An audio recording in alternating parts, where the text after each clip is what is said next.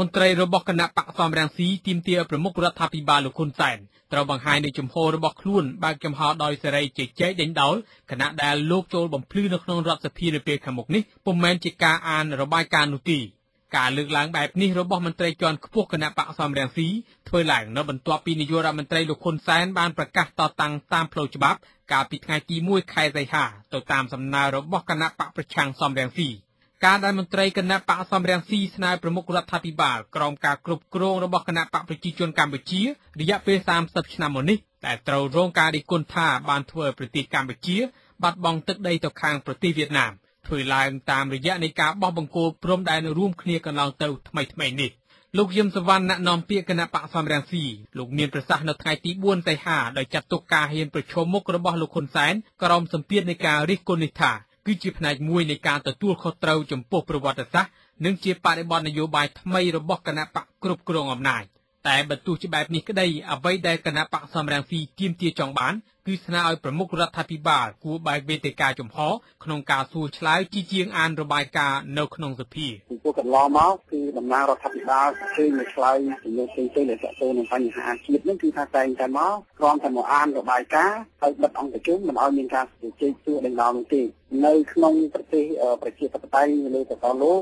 គឺតែងតែបើកវេទិកាឲ្យមានការជជែកដេញដោលមិនមែនត្រឹមតែមកអានរបាយការណ៍ហើយបិទអង្គប្រជុំនេះទេវិទ្យុអាស៊ីសេរីទទួលបានលិខិតមួយច្បាប់ដែលចុះហត្ថលេខាដោយលោកលេងពេញឡុងកាលពីថ្ងៃទី3សីហាឲ្យដឹងថានៅក្នុងសម័យប្រជុំរដ្ឋសភាលើកទី8នីតិកាលទី4នៅថ្ងៃទី9ខែសីហាខាងមុខនេះកិច្ចប្រជុំនឹងមានការបំភ្លឺដោយផ្ទាល់មាត់ពីថ្នាក់ដឹកនាំជាន់ខ្ពស់របស់រដ្ឋាភិបាលជូនរដ្ឋសភាលើការបោះបង្គោលព្រំដែនរវាងប្រទេសកម្ពុជានិងសាធារណរដ្ឋសង្គមនិយមវៀតណាម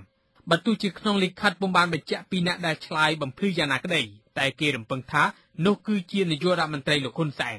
ឆ្លើយតបទៅនឹងបញ្ហានេះប្រមុខរដ្ឋាភិបាលបានប្រកាសជាសាធារណៈកាលពីថ្ងៃទី1ខែសីហាថាលោកនឹងមិនខ្លាចការតតាំងតាមផ្លូវច្បាប់ណាមួយចំពោះបញ្ហាព្រំដែននោះទេលោកហ៊ុនសែនបញ្ជាក់ថារដ្ឋាភិបាលរបស់លោកនឹងឆ្លើយបំភ្លឺនៅក្នុងសភាដើម្បីបង្ហាញពីភាពស្អាតស្អំនេះសម្រាប់បញ្ជីគ្នាម្ដងនៅក្នុងសភាកន្លងទៅខ្ញុំចេះតែសរសេរឆ្លើយប៉ុន្តែលើកនេះគឺថាខ្ញុំសុំ4ម៉ោងឆ្លើយតែមកសំណួររបស់អ្នកឯងខ្ញុំសុំ4ម៉ោងចង់និយាយ7ម៉ោងក៏វាមិនតាន់គេហៅថា 7 hour non stop អត់បញ្ហាទេដើម្បីបញ្យល់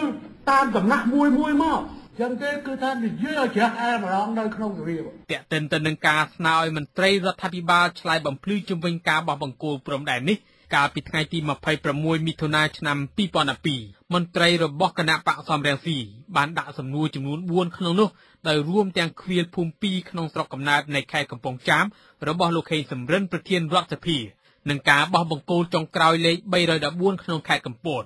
វិទ្យុអាស៊ីសេរីពុំអាចស្នើសុំការអធិប្បាយបានទេពីមន្ត្រីរដ្ឋាភិបាលមួយចំនួននៅថ្ងៃអាទិត្យទី4ខែសីហាលោកបណ្ឌិតឡាវម៉ុងហៃនៃវិភាគឯករាជ្យលោកគិតថាការដែលនាយករដ្ឋមន្ត្រីលោកហ៊ុនសែនបង្ហាញចេតនាបកស្រាយនៅក្នុងរឿងដ៏រសើបមួយនេះនោះមានន័យថាដោយសាររដ្ឋាភិបាលមិនចង់ស្ថិតក្រោមសម្ពាធនៃការរិះគន់ពីពលរដ្ឋនិងសហគមន៍អន្តរជាតិបើទោះជាបែបនេះក្តីនេះជាលើកទី1ហើយដែលរដ្ឋាភិបាលស្ថិតក្រោមការគ្រប់គ្រងរបស់គណៈបកប្រជាជនកម្ពុជាអះអាងថាខ្លួននឹងបង្ហាញសាធារណជនក្នុងរឿងព្រំដែនចាប់តាំងពីគណៈបកមួយនេះកាន់កាប់អំណាចក្រោយឆ្នាំ1993មកនោះខ្ញុំមនីរតវិទ្យុ